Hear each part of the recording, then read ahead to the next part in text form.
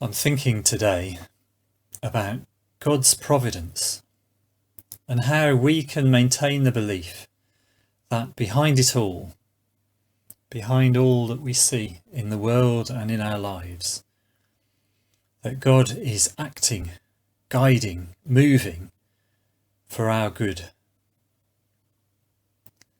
The evidence of our eyes can challenge that belief in our minds. I want to offer a couple of thoughts that might encourage us. Firstly, that God's intentions and actions for us are good.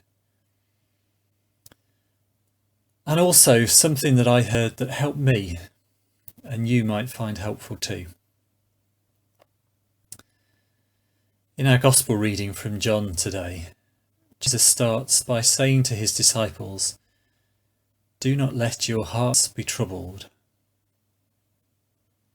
Then he tells them that anyone who has seen Jesus has seen God the Father. I wonder, were they thinking that God's work and God's purposes were different from Jesus's? Jesus says, "What you have seen me do, how I have been, what you see in me, this is showing you God. Whoever has seen me has seen the Father." They had seen Jesus healing people who were suffering, restoring people who had been rejected, lifting up and honouring people who were despised, working for the good of people who were normal, average, unnoticed, giving them all great value and showing great care. They saw people being made whole. Jesus says, here you can see what God is about. Jesus shows us what God is about. God is interested in us being made whole. And God is active in working for our wholeness and the wholeness of the world. One of my teachers at college shared a thought about God's providence that I want to share with you.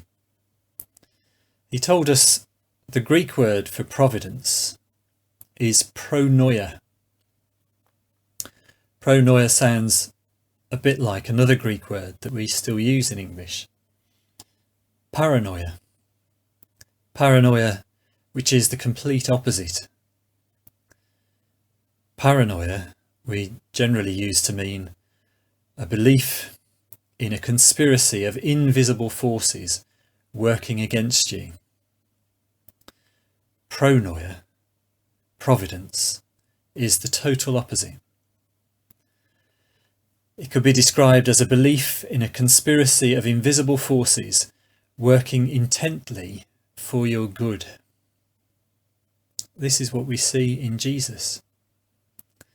And especially in trying circumstances, this is a thought that I remind myself of.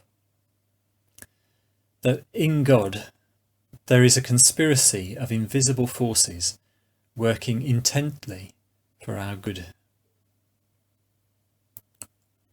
So, in whatever we experience this week, may we find assurance in the reality of God's providence for us. Amen.